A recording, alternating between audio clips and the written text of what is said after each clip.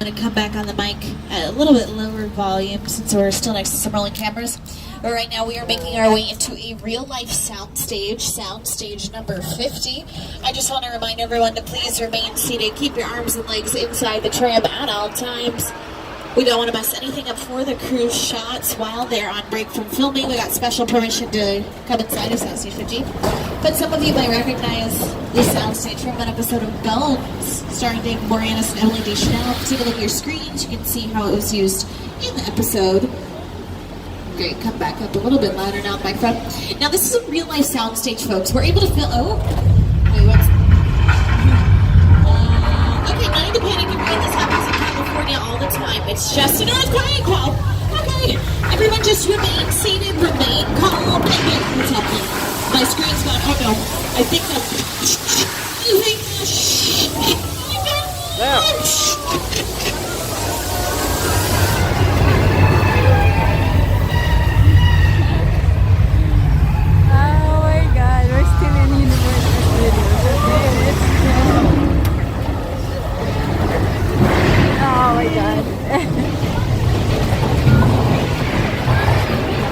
It's not real, okay? It's just a special effect. Holy shit.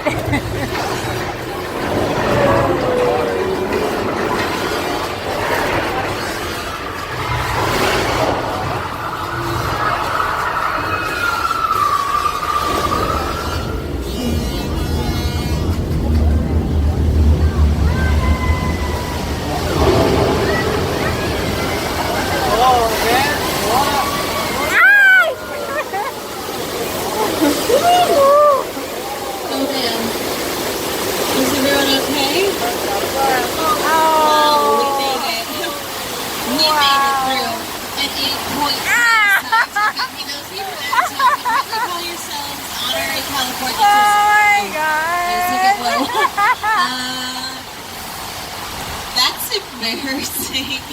Well, not everyone could survive an 8.3 size earthquake completely unharmed. Alright. Yeah. Well, congratulations, everyone. You all just survived earthquake, the big one. Let's see how it was used in Bones.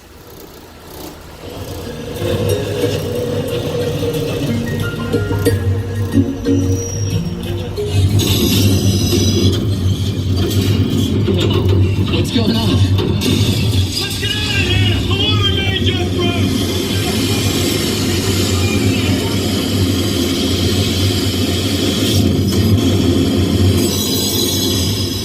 All right. Now I know this has been a little bit of a stressful tour, right? We just survived an earthquake, met up with King Kong, saw some dinosaurs. This never usually happens. Very weird day. But I think it's time I took you all to my favorite relaxation spot on the backlot, Amity Island. Now I know what you're thinking, and yes, this is the same town that was terrorized by a great white-eating shark, but they caught the shark this morning. There he is hanging out on the pier, and my boyfriend George is actually in the water right now doing a final police sweep of the water. It's his first day on the job. We're super excited. We're actually going to celebrate by going to the movies right after this tour, so if we could speed this up, great, that'd be great. Oh, but folks, just a reminder to please remain seated while we're on the pier. We won't be able to move the tram if people are standing. It's a safety hazard. Oh, but look, there's George. Oh, he looks so cute in his scene. Wait, what's happening?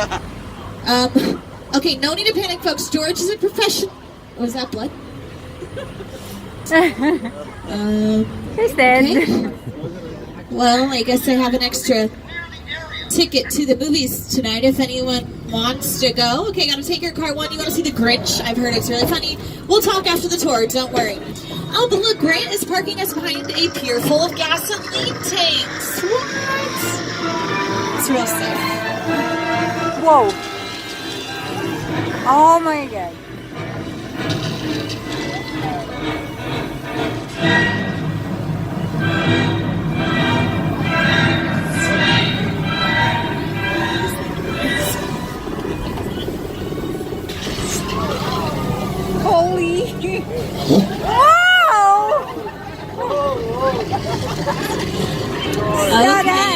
thinking. I know what you're all thinking, Chelsea. That shark looks so fake up close, but I heard the screams on acres 2 and 3. Wow. Well, you know, incredible. And definitely car 1. I heard everyone on this train screaming for their lives. It's okay. I won't tell. Look quick, if you look now, you'll see the only shark in the world that can do the backstroke. He's a very multi-talented shark now. What he is, we're thinking America's Got Talent, but we're still consulting his agents. Too soon to tell. Now, folks, unlike our shark here on our backlot, the mechanical shark used during the filming of Jaws did not work as well. That's because when they originally tested out Bruce, the mechanical shark they used during filming, they tested him out here inside one of our sound stages first in fresh water. But when they brought the shark out to the middle of the Atlantic Ocean to begin filming, he sunk right to the bottom.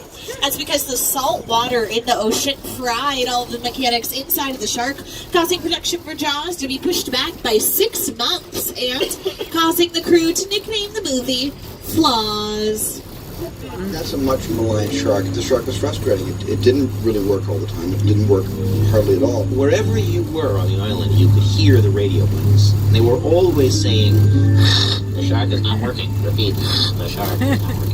We just waited around. We just waited and waited and waited. The shark worked well enough for a while there, and then things were going.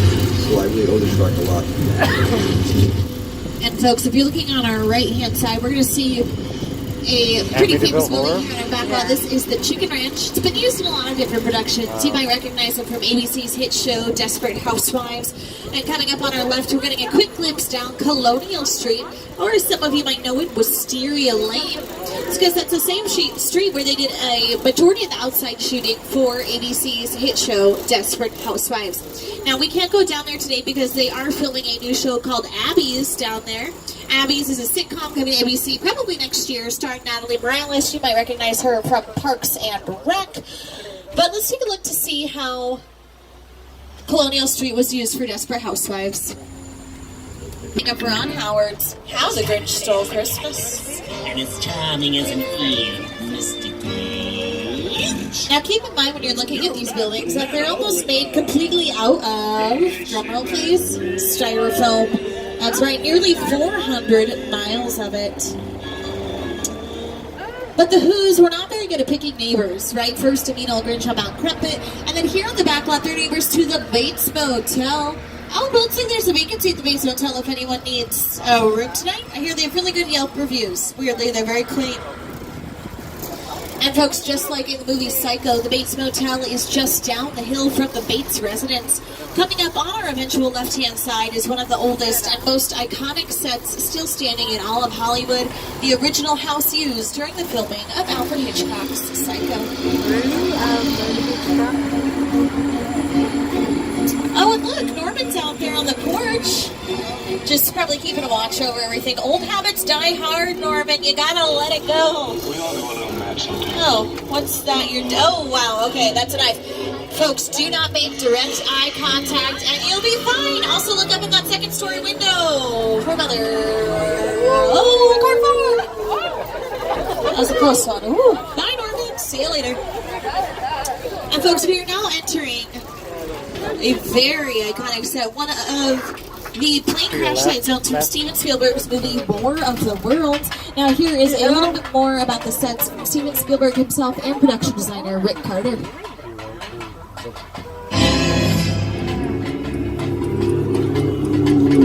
The airplane crash site set is a perfect example of a set that is all designed around the vision that Steven had. When we first began to sit down and talk about War of the World, I thought, what if the 747 goes down right in a big neighborhood? Because it's just something you don't see. You're doing good. You're doing good. Keep your eyes on me. That's right, man. Listen, I want you to close your eyes, okay? Okay, I'm closed.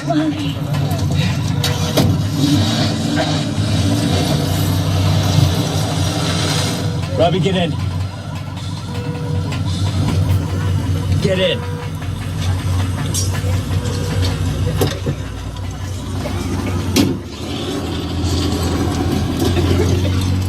And folks, this is just another friendly reminder. We're about 10 minutes away from the end of our tour. We are making our way back to the theme park. Just a reminder to pull that red cord overhead if you need any assistance.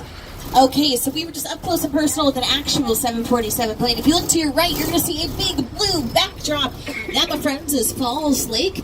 And a few years ago, another 747 was put right out there in front of Falls Lake during the filming of the movie Sully, starring Tom Hanks. Take a look at your screens. Not for that.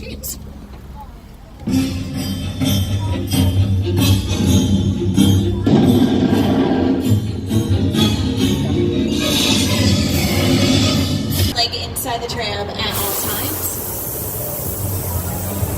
My name is Roman Pierce.